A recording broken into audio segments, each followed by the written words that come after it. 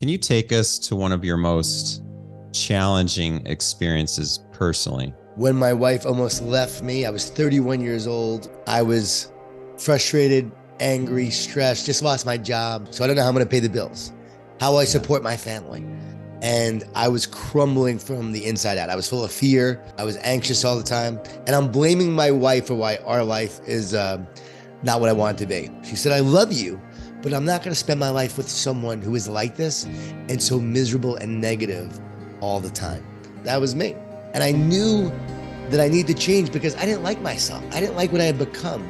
You have to be willing to look at yourself. You have to be willing to change. So many men are just not willing to change when their wives say something. I was willing. I look back. The reason why I became who I became was my wife. She gave me that ultimatum. But I also was able to say, you know what? Look in the mirror. Is this who you want to be? Is this who you are? Like, what do you want to become?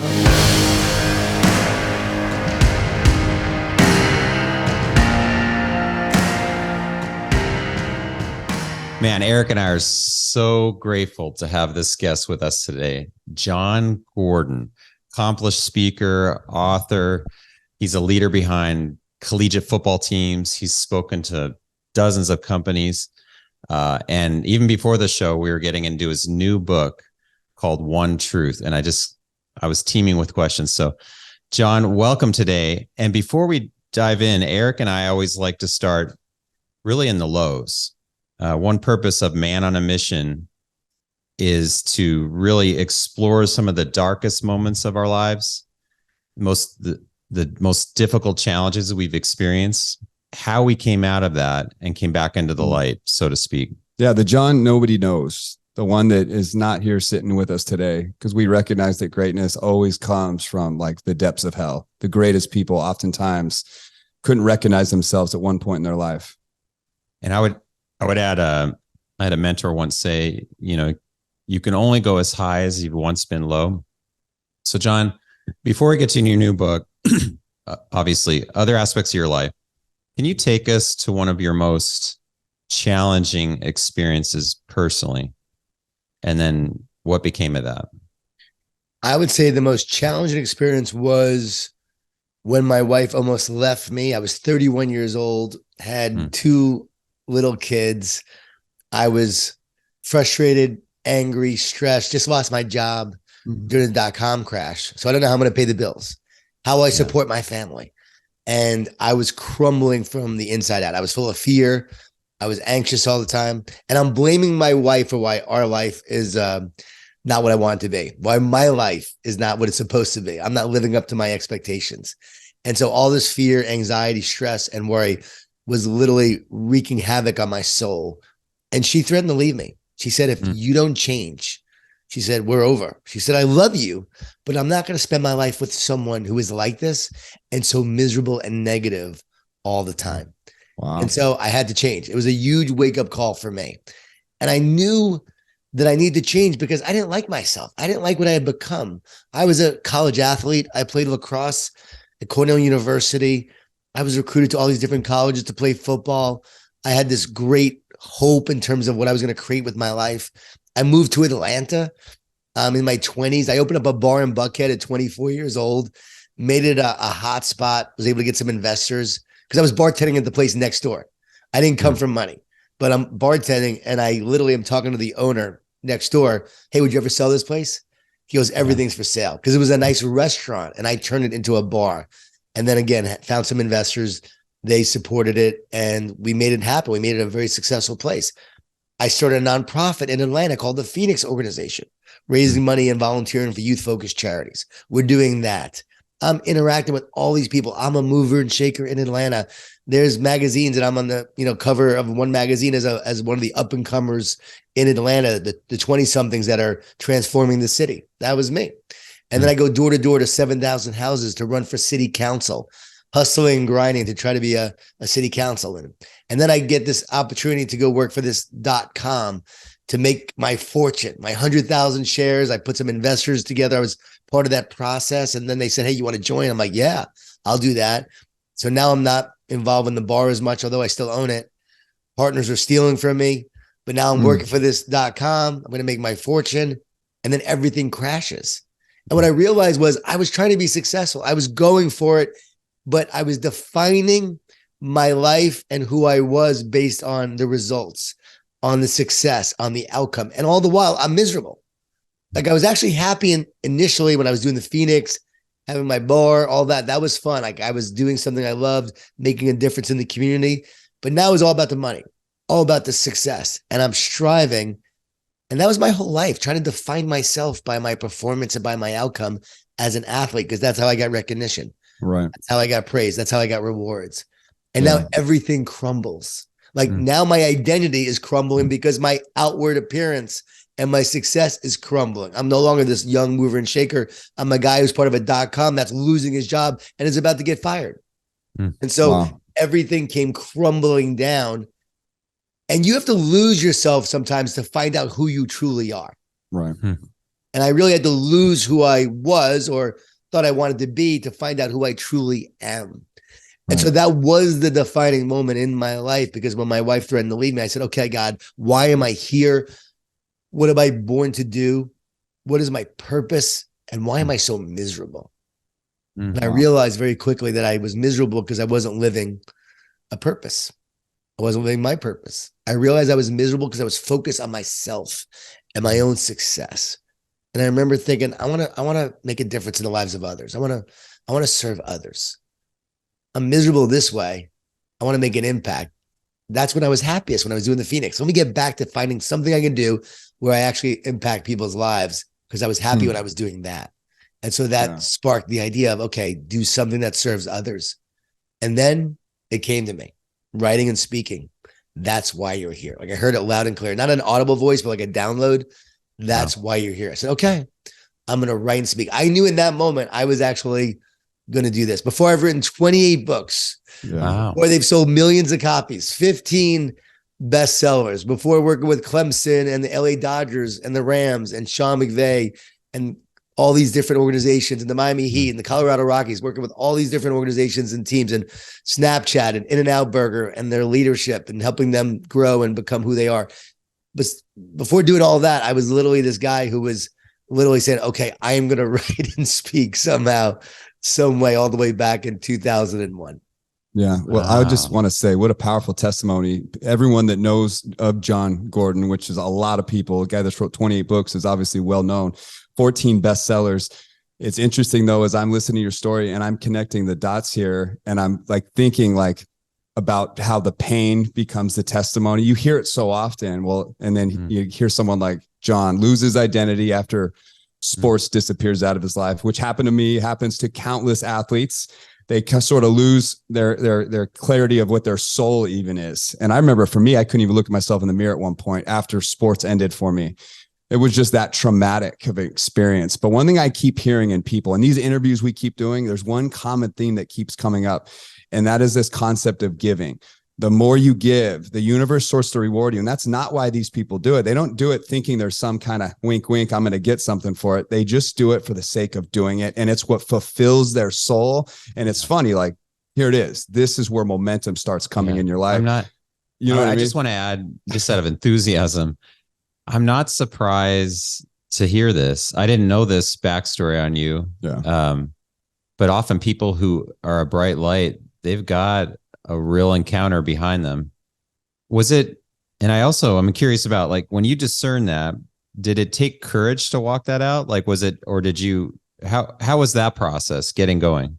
Are you kidding me? It took a lot of courage. It took a lot of faith. It took a lot of moments of overcoming the fear and the doubt and the feelings of unworthiness. Like, who am I to be doing this work? Who am I to be saying this? But you know what always helped me? I was like, who was Tony Robbins before Tony Robbins said he's Tony Robbins? I thought about that all the time. Like, he said, all right, I'm Tony Robbins and I'm going to go share this. I said, well, guess what? I'm Jon Gordon. I'm going to share this. That's awesome. How honest did you have to get with yourself? I figure like when you're in that moment and you're looking at your wife, you talked about like essentially murdering the old Jon Gordon so that you can be reborn the new one. That moment of real transparent honesty where you have to really own the monster that you become, or the nightmare of husband that you are, or the rude asshole that you are, whatever the thing is that you were. coming to grips with the honesty factor, I think, is crucial. I think people are living such a racket. There's so many people living a lie. And this is a crucial piece of success, is I think getting clarity on the racket that you've actually been running. Such a great point, Eric. Such a great observation. You have to be willing to look at yourself. You have to be willing to change. So many men are just not willing to change when their wives say something. I was willing. I look back. The reason why I became who I became was my wife. She gave me that ultimatum, but I also was able to say, you know what? Look in the mirror. Is this who you want to be? Is this who you are? Like, what do you want to become? I had to be willing to change. And yes, it was very hard. I remember saying, okay, somehow, some way, I'm going to do this. But I couldn't write and speak right away. I had to at least make money because I just lost my job. And we only have so much savings in the account. We're going to be bankrupt pretty quick. I had a mortgage, but I didn't have a ton of money. And so having been in the restaurant business, and I had sold my part back to my partners for about a fourth of what I should have gotten. And that's another lesson. They should have given me more. I could have fought. I took what they gave me. And I walked away. Honestly, the number should have got $400,000. I got $100,000. This is all the way back in 2001. 100,000. We had 3 restaurants at the time. They were doing well, but I didn't want to sue. I didn't want to deal with all that. I took the 100 and I walked. I take that 100.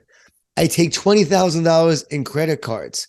I second mortgage my home, $220.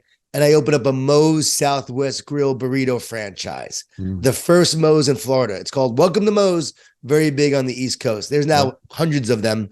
I was the first one in Florida, the 5th store open.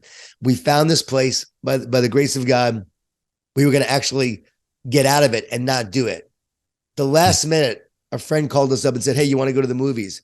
We go to the movie theater. The only place to park at this movie theater was right in front of the spot where we were going to do the Moe's. We walk out of the car. I get goosebumps. My wife does. She goes, I think we're supposed to do the Moe's. I go, I think so too. I'm getting this feeling. She goes, I am too. It was a spiritual, divine moment. I'll never forget it. I call up the landlord who was being a jerk. All of a sudden he was nice. I'll give you this. I'll give you this. It all worked out. Opened the Moe's with that money, but didn't make money right away. Literally, we're hanging by a thread. We have no money in the account. We violated all business plans. And that was where my faith was born. I call it my Jerry Maguire moment. Help me, God. Help me, help you. And also show me the money. I was flying movie theaters, parking cars in that area. I was flying catering opportunities in businesses. My wife and I were going door to door. We were doing whatever it took to try to make that place successful. We were barely hanging by a thread. It's a long story. A bunch of things happened that actually showed one miraculous sign after another where we were being carried. And I got this consulting opportunity to teach this company how to sell wireless technology, because I was in the .com of wireless software that took data from devices, actually from server mainframes, and brought it to devices. I sold the NFL on their first NFL wireless. So we were the first people to help the NFL go wireless on device. First time scores were ever on a wireless device was from us and the technology I sold. I went up to New York, knew someone at the NFL, sold them on it. They did it, but it was a pilot program, no money, which is why we eventually went under and I lost my job. But now I'm teaching this company how to sell wireless technology because they were a development company. They paid me like $13,000 for 6 weeks of consulting. As that last dime ran out of our account, we made our first profit. And now I'm saying, okay, I think I'm going to write and speak. Not too long after that, I'm wiping tables down in my Moe's. I'm wearing a t-shirt and shorts. I don't even look like an owner. I'm 30, 31 years old. And the managing partner of New York Life is sitting there. Her name is Robin Wabi. We start talking. And I said, I'm also a motivational speaker, She said, oh, really? I hadn't given one talk, but I said, I'm a motivational speaker. She goes, well, come speak to my company. I can't pay you, but come do it. I go, I'll do it. I try to cancel it because I got so fearful and terrified. Awesome. He goes, no, you're not canceling. You're not. And so I agreed to do it after she said, you're not. I had to do it. I talked about success being the little things, my first talk ever. And I talked about energy vampires, a term that I made popular. I thought I coined it, but I made it popular, popularized it. Wrote about it in the energy bus. Don't allow energy vampires to sabotage your energy, your purpose, your mission. Did that. I walked out of there. I go, I think I can do this.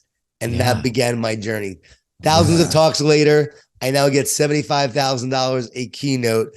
And I say that not to brag, because trust me, I still am so thankful everything I get to do. I make more money in one talk than my dad made in 2 years as a New York City police officer. So I don't say that at all. I say it just shows you how far you can go when you step in and step out in faith. Now I got to tell you this, I had these eventually bunch of Mo's that I opened up after that. The first one, I finally made it successful, became the #1 store in the system, was a model for all the other people starting out. I was really good at marketing. I hustled, marketed the entire city. Everyone came to know Mo's, came to love Mo's, made it successful. Eventually sold my Mo's for $1 million. So I turned that 100,000 into the $1 million. I said, okay, now I'm going to write and speak. But I told my wife, I want to sell the Mo's. For the first time, she's now comfortable after about a year, because we were finally making some good residual every month now, about 250,000 a year now to live off of. And she thought, okay, we hit the jackpot. We've got this money now.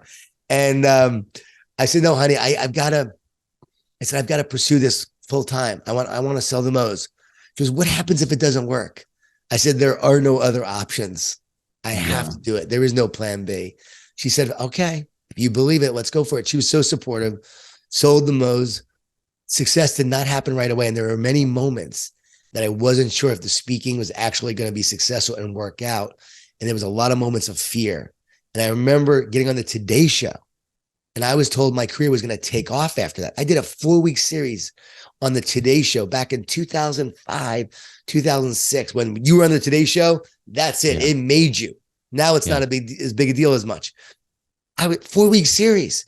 It went really well. I coached these people on enhancing their energy and their optimism for their work.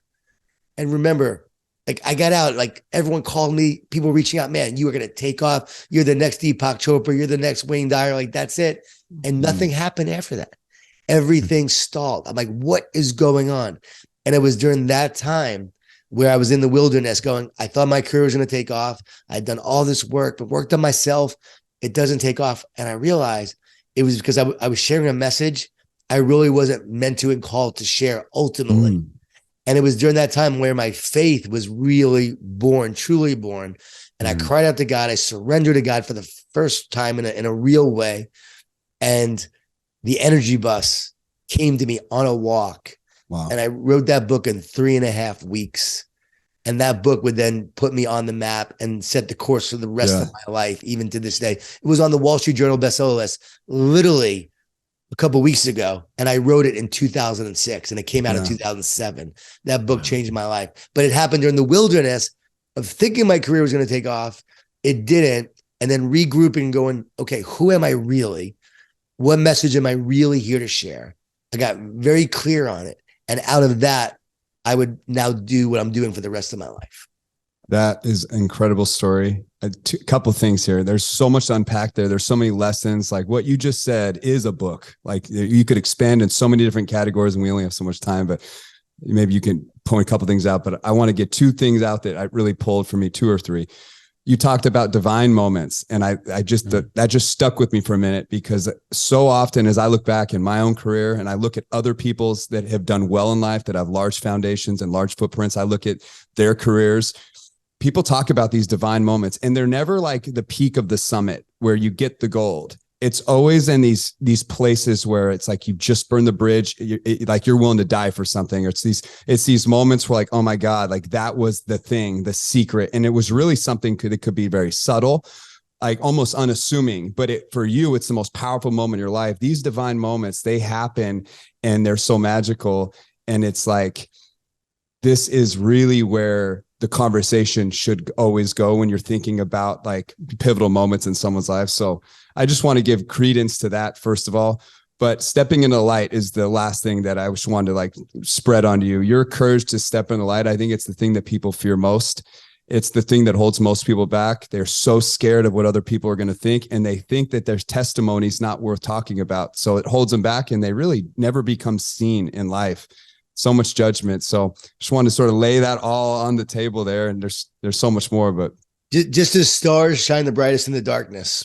Yeah. Positive, optimistic people shine the most through adversity. And so you got to go through the darkness to eventually shine the light, right? You got to experience it. You can't see the light without the darkness. So I wouldn't know this light without the darkness that I went through, and the pain and the adversity and the fear and the doubt. And so many times of wondering, like, is this going to work? Should I keep going or should I give up? And there were many moments I wanted to give up, but here's why I didn't. This is what's important for people.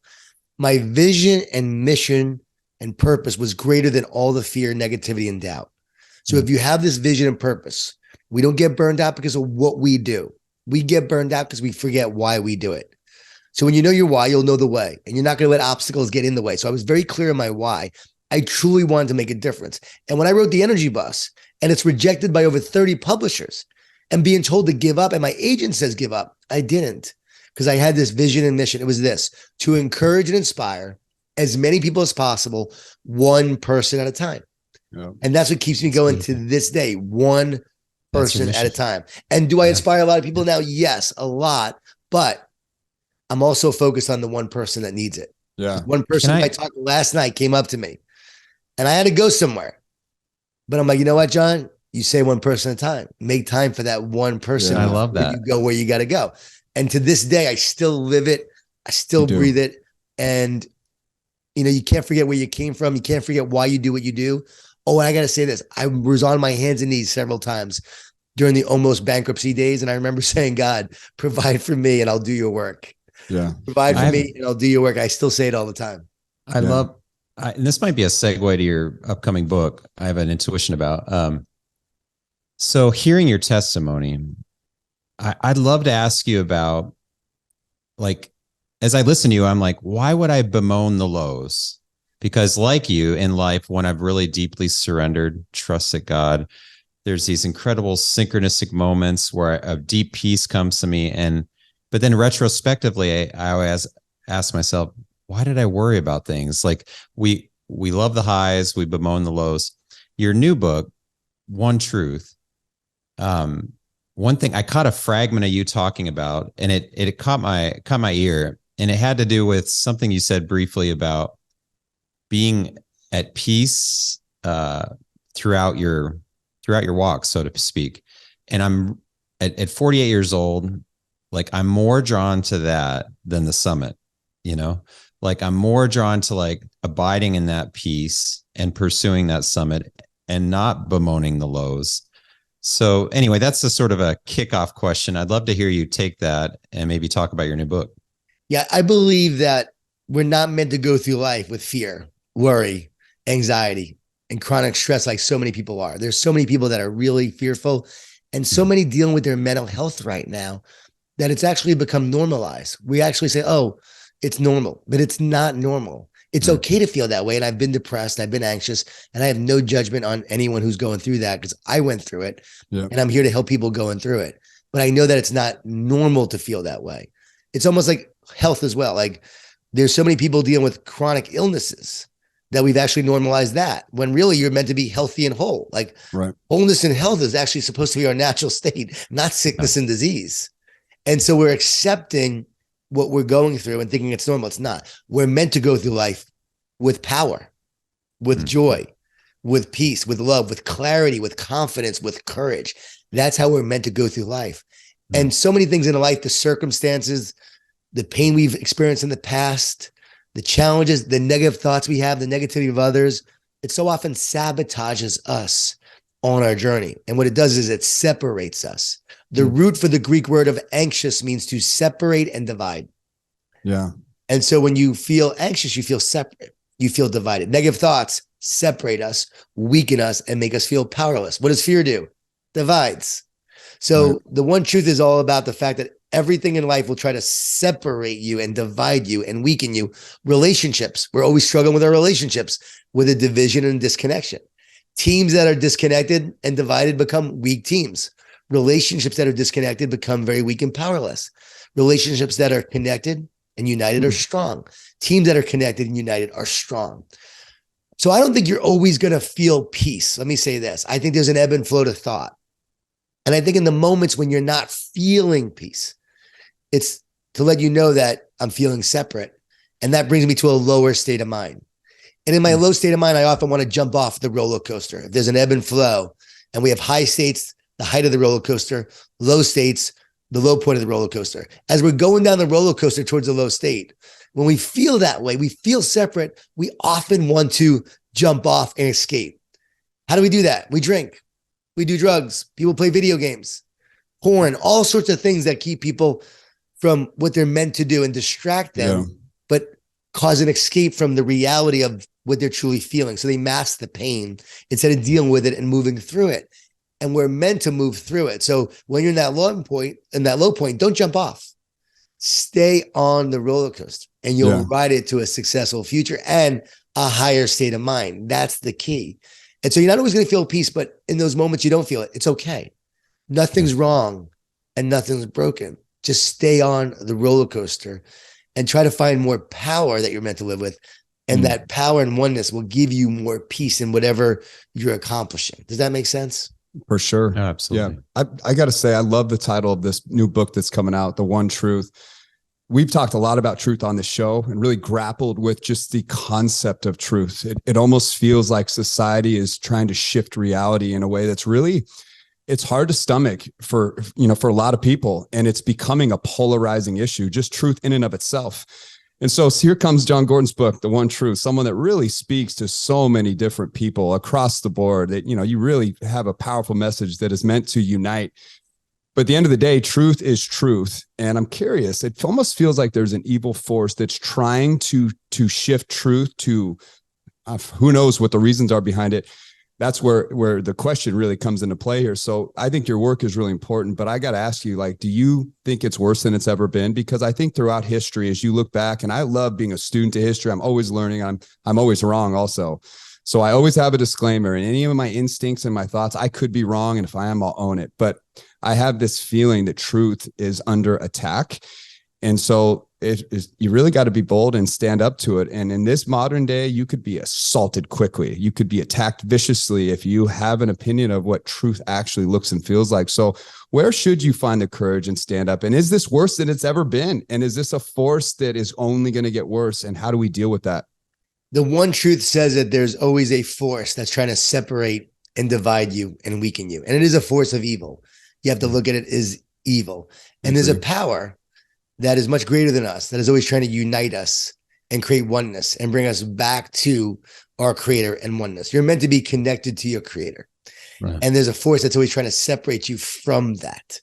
And so if you see how this plays out through the lens of the One Truth and oneness and separateness, everything makes sense. When I'm connected to my creator, I feel peace, joy, love, power, clarity, confidence, courage. When I'm disconnected, I don't feel so good. I have people come to me all the time. John, I'm struggling, all these negative thoughts, a lot of anxiety, fear. I say, I bet you feel really far away from God right now in your life. Oh, I do. How'd you know that? Because if you were connected to God, you wouldn't feel that way. You would feel great. So I believe more than ever, we have to share the truth because there is a pervasive evil that is really, really dividing and separating like no other. And with social media, it is spreading and it's affecting people. And all we have to do is look at COVID. And again, like you, Eric, I could be wrong. I could be wrong on everything I say. Yeah. Even in the book, I say, I believe the brain is an antenna. And it's a theory I have. It's a belief that I have. I'm pretty sure I'm right. Yeah. But I could be wrong in that. But even during COVID, if you look at COVID, it was the great separator. It was the great divider. When we move from oneness to separateness, we move from positive to negative. All mental health disorders report feelings of aloneness, isolation, disconnection, and a feeling of separateness. So if you were evil and you wanted to weaken people, make them feel powerless, what would you do? Make them feel separate and divided and get them away from oneness and connection towards separation. Yeah. And that's what COVID did. And that's what the pandemic did during that time. It was a feeling of separation. That's why so many people have struggled with their mental health. And to this day, people are still trying to recover because they allowed themselves to be separated. And I don't blame them. They were deceived. They believed the lie. That's why it's so important that we continue to share the truth. Yeah. And it is under attack. And here's the thing. When you hate the truth sounds like hate. Yeah, exactly. Well when you love the truth sounds like love. So if you hate the truth and you don't want the truth, whenever you hear it, it's going to sound like hate. So when I say something, oh, you just don't love people, you don't care about people, it's going to sound like hate. No, I love people. I care about people. I don't want people to suffer. I don't want them to go through life feeling this way. Whatever it may be, the minute you start saying truth, you get attacked. Yeah. Because those who hate the truth will hate the truth and hate those who are speaking it, and they'll attack you. Evil doesn't like the light. Yeah. Right? Energy vampires don't like the light. They want to sit in that darkness. The more you expose them, you're going to get attacked. And I have to say, we have to be bold. Yeah. We have to be courageous. And I believe everything I've gone through in my life has prepared me for this moment. Yes. To be able to share this truth and be a voice. And you even asking me to be on out of the blue to do this. Yes, I'm going to do that because it allows me to speak truth, share with more people. When I was on our friend Ed Milet's podcast and shared the one truth all the way back in January 8th, before the book even came out, I just finished writing it and I did the interview. Man, the truth came through so powerfully. We got millions of people that reached out who heard that and said it resonated with them. And I'm like, okay, when you speak the truth, it will resonate, but you got to speak it. Too many people are fearful. And they're scared to speak the truth because fear divides, fear weakens. But what do? I focus on love. Guess what? You can't stop me if my love is greater than my fear, because love casts out fear. So the minute you focus on love, you're more powerful than fear. And what does love do? Love does create connection. Connection then creates clarity. Clarity creates confidence, and confidence creates courage. So the more I'm loving something, and I share this with athletes all the time, warriors, right? All the time. Love the battle. Love the competition. Yes. Love the moment. Love competing in that moment instead of worrying about the outcome. If love the fight of the outcome, you're not going to perform very well. If you're loving the battle, you're going to perform a whole lot better. Yes. I have a question on that in terms of how do you best discern when to call a spade, or I guess like in today's political climate, like I love the distinction. Look, if you're standing for truth, there's no need to vilify its opposite per se. Like you're just standing for truth. Yet in today's climate, sometimes I admire as a viewer when someone has the courage to call out something, not to vilify it or do a make wrong, but to stand for, as an example, the innocence of children being savaged, or what's going on in our media. And some people, I feel like they're scared to do that. And I get the reasons why, because there's money involved, there's a career, there's all these considerations. But how do you navigate that aspect of truth? Like the really controversial, tough things that sometimes you're called to say as a leader. Some leaders don't. And I will tell you, we had a guest on recently who was referencing a huge influencer. And he's like, you know what? I stopped following him. One reason I stopped following him is he just didn't take a stand anywhere. He played it safe.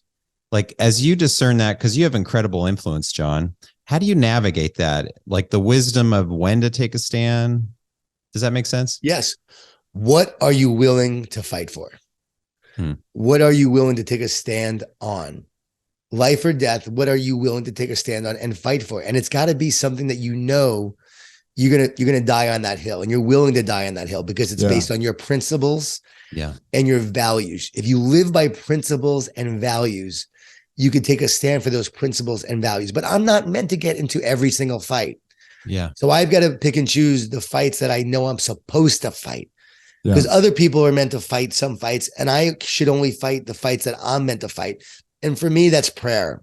That's discernment. That's a feeling of intuition of what I'm supposed to get involved with. Like abortion, for instance. Like, I don't like to talk about that publicly. It's not something I like to go in on. But like, even right now, as you said it, what just came to me was, Jon, you got to share this. So share it. And the truth is that you can both believe abortion is morally wrong and shouldn't happen, and still believe, for instance, that we don't want the government involved in someone's personal life and in their bodies.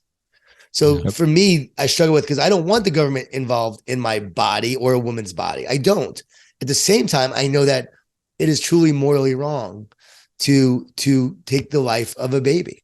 And I know that in my deepest soul, in my deepest heart, and I know that most people do feel that way, because I've seen the people, and I have people, that I've known throughout my life that has had that happen, and they had so much shame, so much guilt, so much repentance to protect their name. I don't want to say who they are. Sure. But I saw what they went through, and you never feel good afterwards. But then you have these forces of evil that are actually trying to celebrate it and actually make it seem like it's a good thing. It's not a good thing.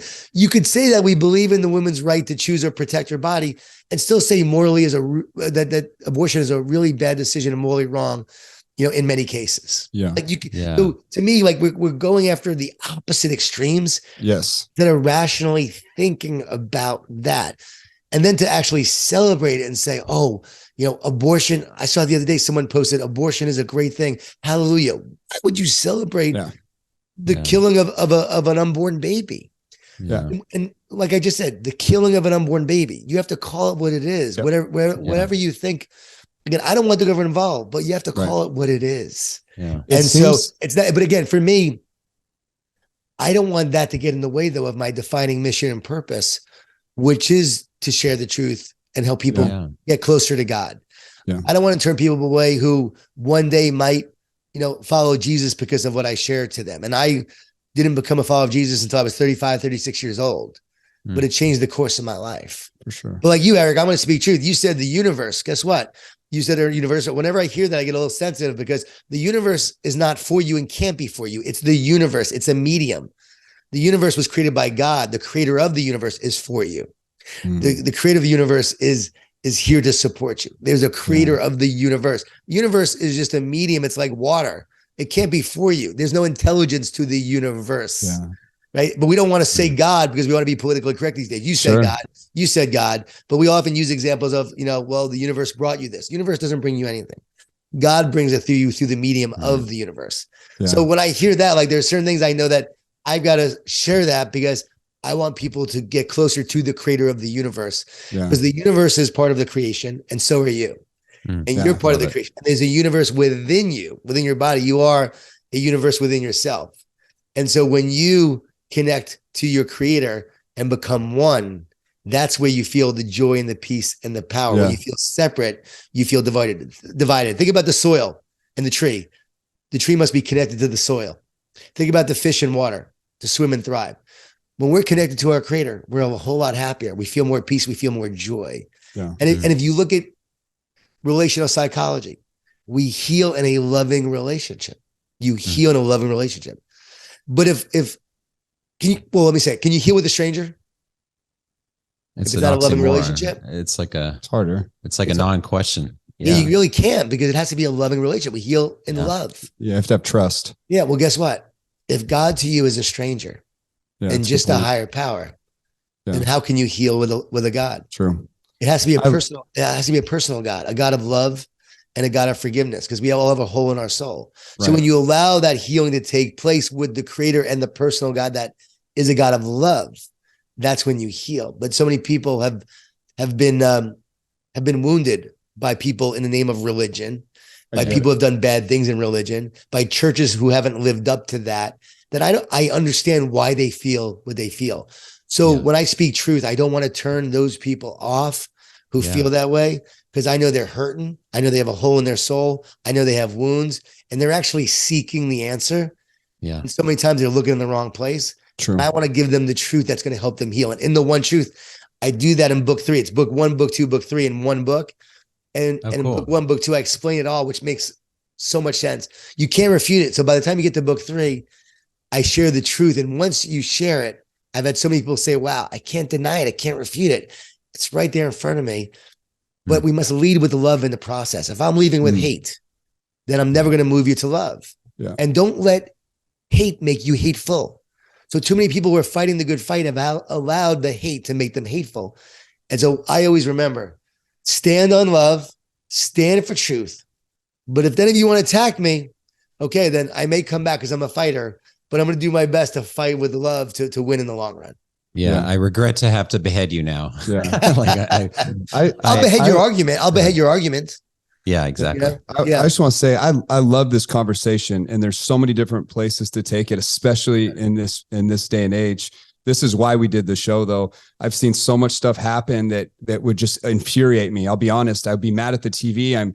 COVID really exposed a darkness that was underneath the surface this whole time, and we just didn't notice it. And it really brought it to light. And I think I have a lot of reasons why I think that actually was fast forwarded so quickly.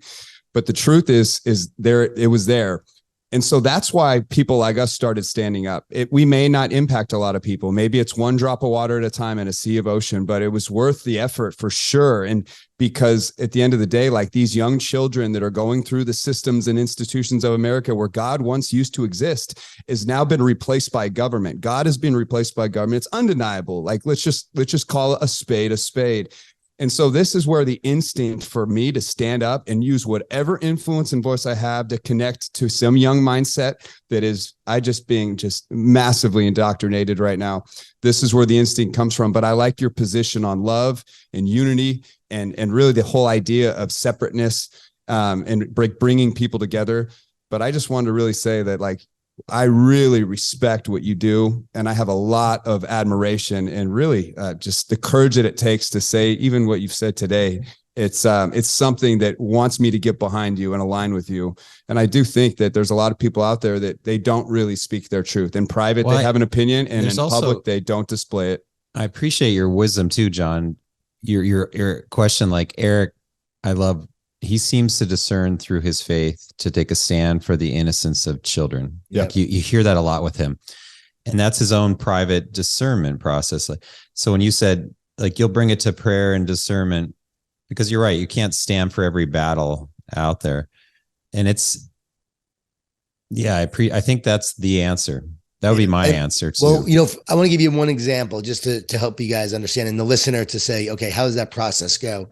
Yeah. During COVID, I quickly recognized that something wasn't quite right of the way the information was being disseminated, how arguments and dissension was not allowed, how people were being censored.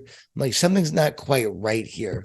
And as someone who got the flu shot and almost died from the flu shot many years ago when I was early 30s, actually, as I was beginning writing and speaking, literally laying on my bed, my wife will attest, like I had myocarditis. Yeah, and a virus went to my heart and almost died. And then ever since, I had autoimmune issues. Finally healed it about a few years before COVID. So when the vaccine was being talked about, I'm like, there's no way that I'm taking that vaccine.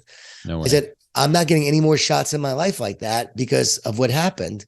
Same here. And I knew the consequences. So I said, I'm not getting a shot. So I believed in medical freedom. Now, did I go after the vaccine and try to say, don't take this? No, I believed in medical freedom, that each person should decide if they want to get the shot or not. It should be your personal choice. And I quickly knew the research, because it was coming out of Israel and other countries that were ahead of us, that it wasn't preventing transmission. And yet we were being told it did, and I knew it didn't. But right away I'm going, okay, there's mistruths. There's a lot of misinformation. They're calling this misinformation, but they're actually spreading misinformation. And I noticed that. So I felt like I had to take a stand. I just had to.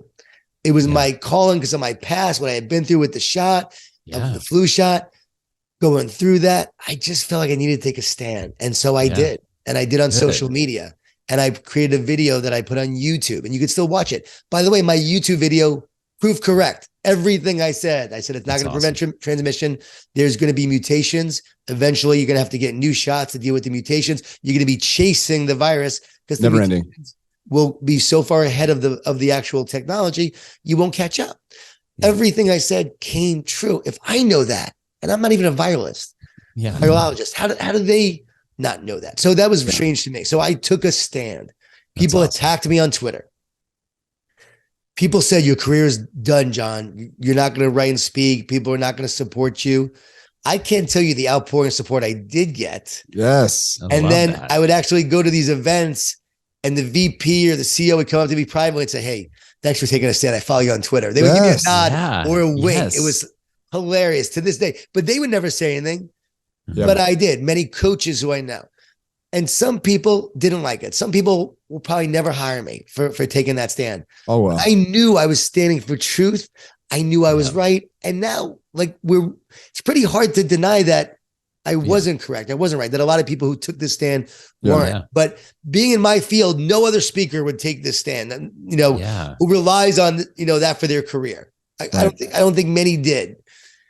But I knew it was my fight, and my wife and I talked about it. I said, I really feel like I need to take this stand. She said, I support you. You have to do it. So I was willing to lose everything, to lose it all, to take a stand. And as a result of that, I had the best years of my life as a writer and speaker. Yes. 2020, 2021, 2022, and 2023. Bigger, bolder than ever. I think have people that follow me because they know I'll speak the truth, stand for the truth, and I'll have the courage to do so. And I had several friends, big time friends, who say, man, I appreciate your courage and your boldness so much. It's what I love about you. Before then, they didn't know I was bold. They didn't know I had that courage inside of me, but I stood up. Everywhere I've been going, people say, I started following you during the pandemic. A lot of people actually discovered me for the first time, even though I've been doing this since 2007, sold millions of books. People literally discovered me for the first time during the pandemic. So what was bad actually turned into good. And I was willing to fight for it and lose everything. So that's how I approach that thought process, being willing to lose it, knowing I need to take the stand and go for it. Now, again, abortion, we talked about earlier, I don't believe that's my fight. It's just not, I don't feel it, but I know other people are meant to fight that fight, but it's not. But when I'm called to fight for something or stand for something, I'm going to stand on that. But 90% of the time, I just want to love people, encourage people, support them, and not argue with them. I don't want to argue with you. I don't want to debate with you at all. Right. My friends from college all blew me away in terms of like, blew me off, blew me away, got mad at me for my stance. They thought I was so wrong. Most of them now know I was right.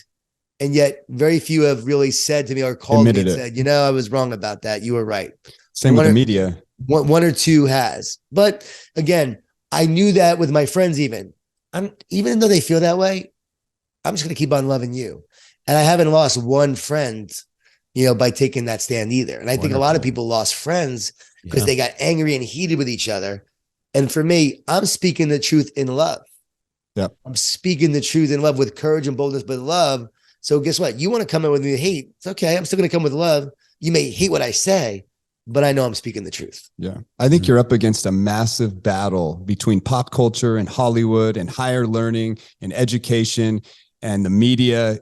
The battles that you have to fight by just speaking truth for just the sake of truth, you have such a force against you. And this is why I respect you even more. I think this is where your real following is going to really get behind you and move. And that's where you're going to inspire other people to stand up, because I do believe that for evil to triumph, we've all heard this. It only triumphs when good men do nothing.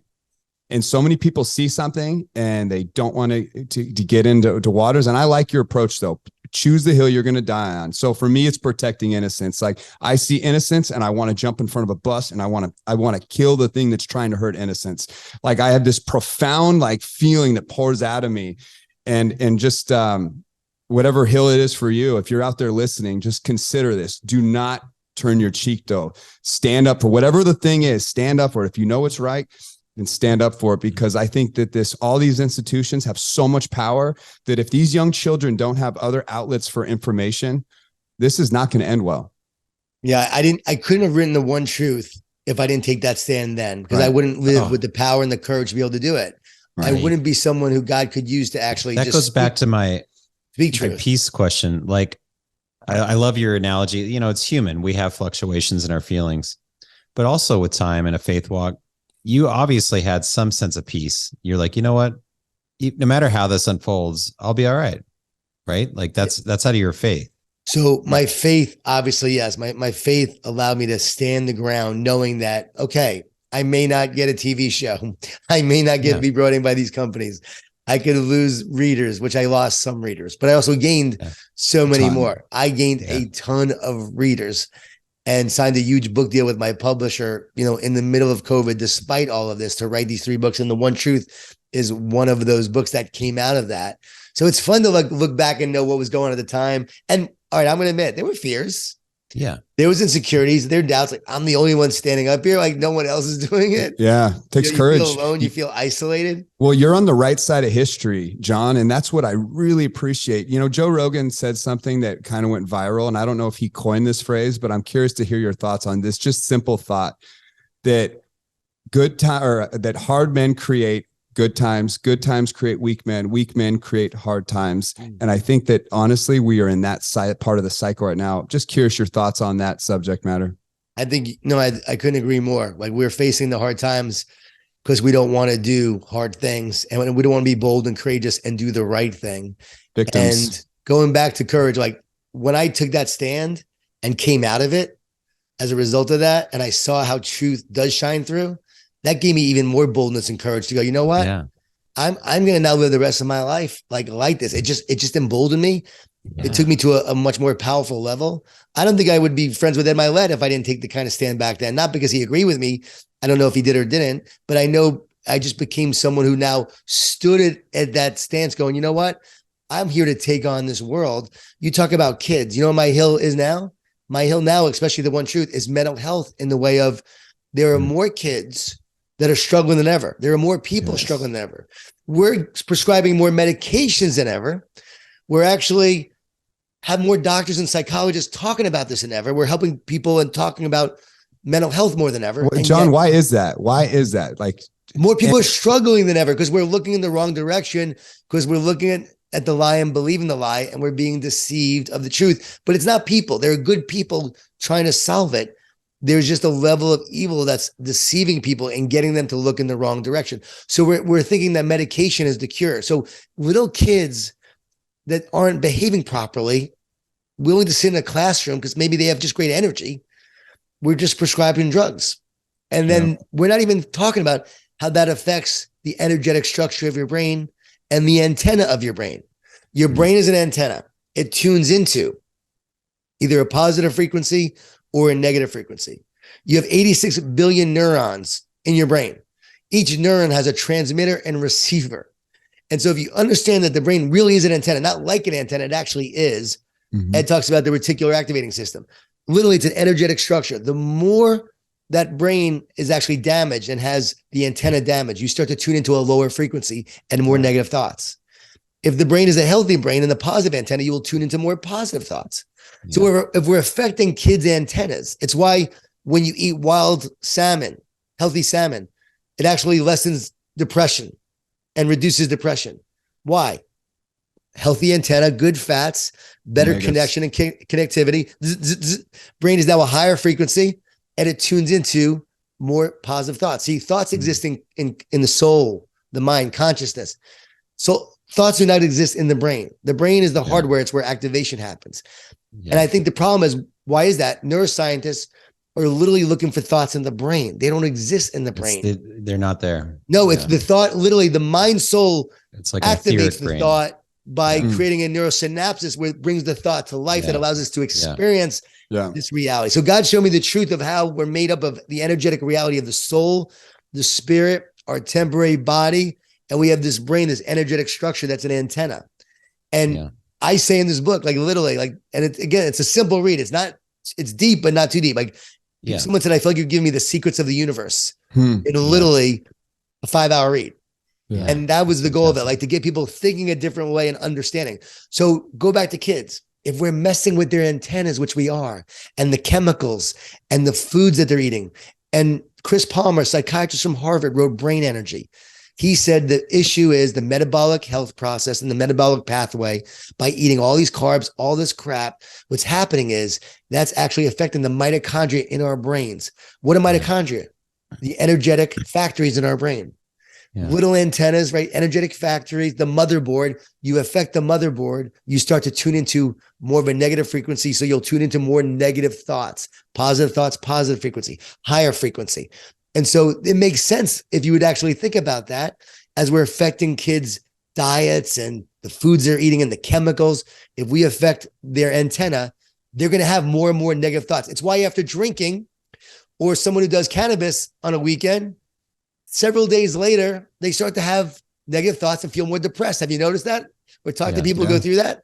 I talk to teenagers to help them through this. And I explain this to them, and it makes so much sense to them when they understand. Yep. Because they haven't made the connection between the brain and thoughts. And that's what I do in the One Truth. Once you understand how it works, then you realize, oh, brain health affects mental health. Yeah. Yeah. I love every part of this conversation. We can go so far. I keep thinking of cause and effect. Like where is the darkness coming from? He's speaking so much truth, and he's right on so many topics. I mean, this whole idea of health in and of itself, I love talking about, but the truth is like, you have to find the source. Like the source to me, like just my opinion, the source is coming from our government that wants to control every aspect of life. It's gotten bigger and more bloated, and the bureaucracies are getting bigger and bigger and bigger, and control is so important. And if you just look back in history, freedom is a very new idea. It hasn't existed for that long. And so it seems like it's being destroyed at a really rapid pace right now. So guys like Jon come around, and these are the beacons of light in my perspective in society. You guys are the ones that are doing God's work here on earth. And so are you. You're up against a very dark force, and it's powerful. And so the truth really is like, how does this end? Eric, who is the government made up of? Humans. Humans, people. Yep. People with a soul. People who have a battle going on within their soul. Very true. And there's an evil that will always try to oppress. Yeah. And then God is always about bringing freedom. Yep. You said freedom is a new thing in government, yes, but not in God's economy. Not spiritually. For sure. No, and spiritually, freedom is what we're wired for and who we're made for. Yes. Yeah. So we were made to be free and made for freedom. But go back to the garden. The garden is a story of Adam and Eve given freedom to eat from all the trees in the garden except one. So God said, you can't eat from one, but you can eat from all of them. Yep. And then what did the serpent do? Lied to them, told them that they would become more if they ate from it. And they believed the lie. They ate of the tree. And then as a result, they were separated from God by believing the lie. So what we have is every day people are believing the lie and being separated from God, and then feeling the results of that separation, wounds in their soul, anxiety, fear, doubt, pain, trauma, you name it, feeling all of that. And sometimes people have that imposed on them by someone who is evil, that's done bad things to them, and they've been abused and so forth, and creates wounds, or parents that didn't raise us the right way and created wounds. It happens, right? It's part of our journey, but it all results in a separation. So the Old Testament story is a story of separation. This was thousands of years before Jesus even walked the earth. It's an ancient Jewish story. It's not a Christian story. So I tell people all the time, I'm not here to preach religion. I'm here to share the truth. Yep. Totally agree. I love that. And you will find the truth, right? Wherever it is. Yeah. And the minute you look for the truth, you'll find it elsewhere besides religion. You'll find it everywhere if it's a truth. So guess what? The truth is actually in that ancient Jewish story. It's in the story of the two wolves, the positive and negative. Which one will you feed? Or actually, which one will win? The one you feed the most, right? It's in the story of the garden. And then Jesus comes along, and the New Testament is actually a story of reconciliation, of getting back to oneness. It's a story of taking every thought captive, the renewing of their minds, right? We have to renew our minds because right now they're not renewed. They're cluttered, and they're encumbered by dysfunction in the past and all of the wounds and everything we've been through, tons of debris and clutter up there. They need to be renewed and healed. So when I say freedom and oppression, evil has to then get you to move away from freedom, and it will use fear to do that. If you can make people fearful, you will get them to do a lot of things. So they will give up their freedom for safety. So evil will do that to give people a sense of fear. So they will choose the safety route instead of the freedom route. So that's one thing.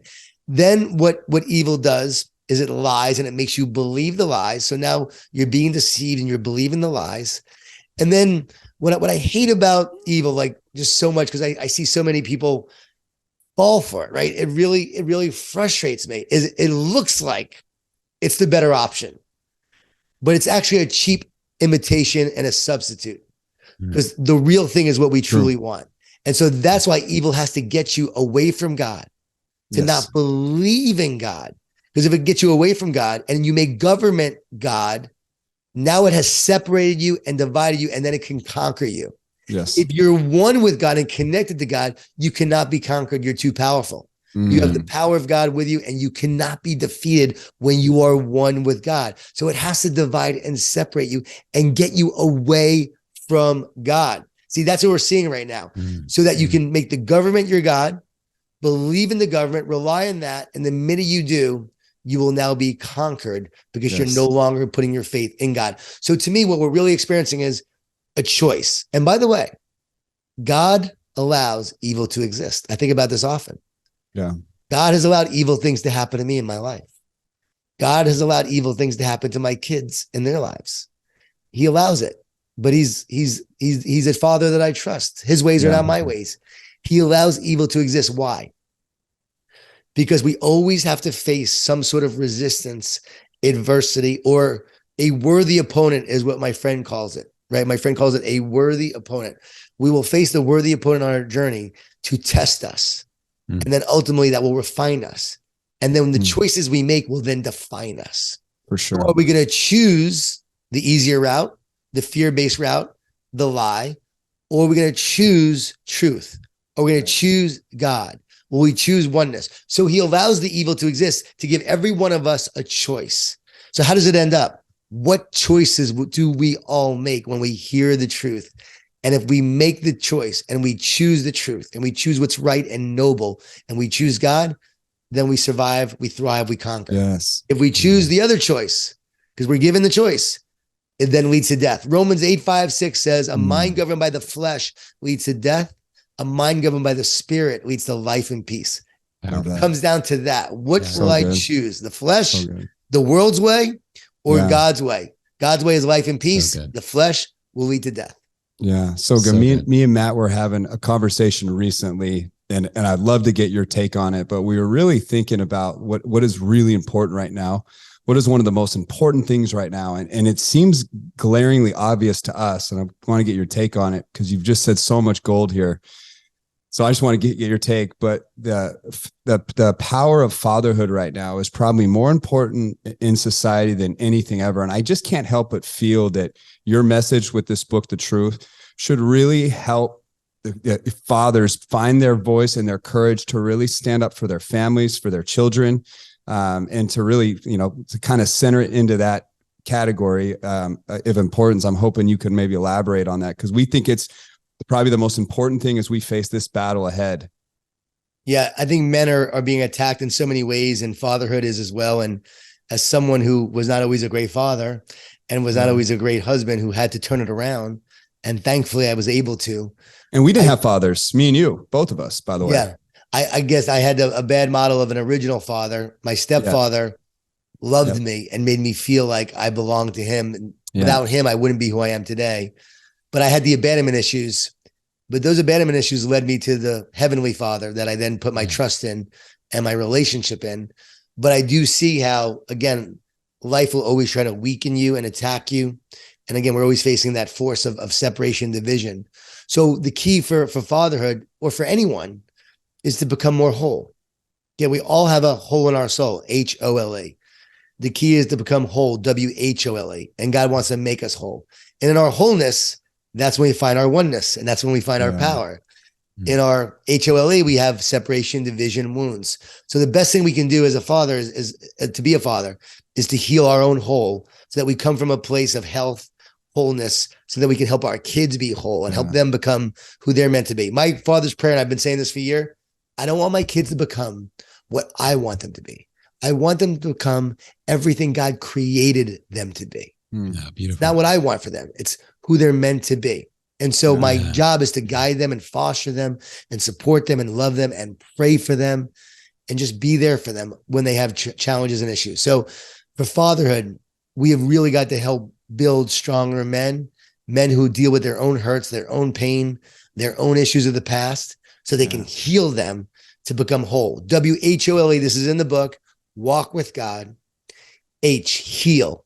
In your healing, you become one with him. Out of that oneness, you now have a new and more powerful loving nature because his essence becomes your essence. And out of that love, you elevate your mind and your soul, and you operate a whole new level. He gave me and my wife that on a drive as we're driving. I love it. And by the way, I want men to read. Your antenna picked that one up. Boom, yeah. Read Relationship Grit, though. That's the book my wife and I wrote, Relationship Grit. One truth would be essential for you as a leader to become more whole. I've had so many men already read this book and say, wow, like this is what I need to be more mentally tough, mentally healthy, mentally stronger. I'm allowing this to make me separate. I even had a coach say, I watch my quarterback and his negative body language really affects me during a game. Yeah. After reading your manuscript, I realized I've got to actually be more positive. I've got to stay in a higher state of mind so I don't allow the low state of mind to affect me. It's as simple as that, because you have a low state of mind kid. And by the way, if you're raising kids, they will be in a low state of mind. They're supposed to. You've got to be in a high state. If you're in a low state, they're in a low state, you're going to be crying together. Right. If you're in a high state, they're crying, you're probably laughing, and then you're encouraging them and moving them along the way. So you got to stay at that higher state. And the book shares that. But whole is essential. Tune is essential.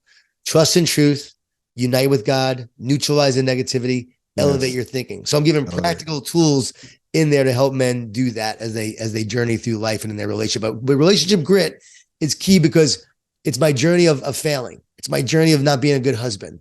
Right. My wife and I share our own struggles and journey along the way. She almost left me several times. And and early in our marriage, I wasn't faithful. Not 100% unfaithful. Like people think, oh, Jon, you must have been sleeping around. No, it wasn't even as bad as Bill Clinton's sex. So it wasn't even that. It was whatever he defines as sex, but it was flirting. It was kissing. It was this. And it was having the opportunity to do something.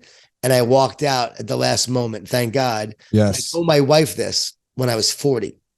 Happened when I was 30, before I became a person of faith. Right. Happened when I was young. Wow. You know, I tell her when I'm 40, and we talk about this in the book, and we talk about what happened and how she almost left again because she felt so betrayed, and what we did to repair. But what we did to repair, again, using the bad and the pain and the separation to now come back to oneness and wholeness. Now we have the most beautiful, amazing marriage, and we've been married now 26 years, 52. So that was 12 years ago. I told her the last 12 years have been the best years of our marriage. Yes. As a result of doing that. So we share our story to help men and women be stronger together in their relationship. Because too many people are giving up. And men, let's face it, when it's tough at home and the kids are young, you're not getting your needs met a lot. And that's what makes you start to look outside the marriage. You look outside for validation and recognition, because if you have a hole in your soul, you're trying to fill the wound with outside recognition and praise and outside support and love. Meanwhile, you really want it from God and from your wife. Yeah. And so we've got to understand that.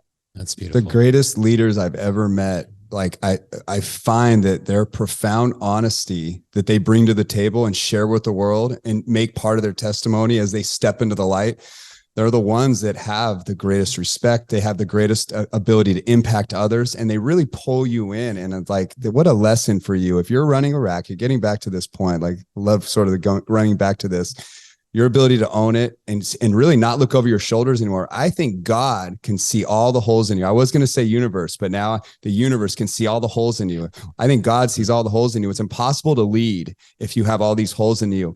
Your honesty is what fills those holes, and your ability to just love and put out honest truth. If you guys want to learn how to become a leader, please go follow Jon Gordon, because he is a living, breathing testimony to how leadership really looks and feels. And this is, I just want to wrap with, it's really a delight to talk to you at your season of life. Yeah. You know, because you're young enough where you have a lot of runway ahead of you, for sure, but you've got a bit of the gray hairs of wisdom, and it's a blessing. I appreciate your time, Jon. Matt, I appreciate it. Eric, I do appreciate it. You know, I have to share the truth, and people are like, wow, you want to tell people what you did in the past? Guess what? When you share the truth, you have nowhere to hide, and you're no free. reason to hide. Yes. Which is great. Like, I don't have to hide. This is who I am. And guess what? This is what I've done. This is I'm an open book. You ask me anything, I'm an open book, because you know what? When there's nothing to hide, you can stand in that truth. R.A. Dickey, a Major League Baseball pitcher, talked about how later in his career, he became a massive success. Early in his career wasn't great. He talked about how he shared how he was sexually abused as a child. And he finally came clean with that and started sharing that. And he said, when I stopped hiding as a human being, I stopped hiding as a pitcher. And so his courage came out in his career and his work when he stopped hiding as a human being. And that's what made him so successful. So I always tell people, stop hiding, start healing. We just to wrap a quick thought, Eric and I are coaching a bunch of local entrepreneurs and movers and shakers. And that's our central invitation. Like, look, you really want to elevate your business. You got to go into the and reveal and bring into the light what you're hiding, what you haven't forgiven within yourself, what you haven't taken to God. I love that story, what Jon. you're ashamed of. You know what's cool about you. this? You know what's cool about this conversation though?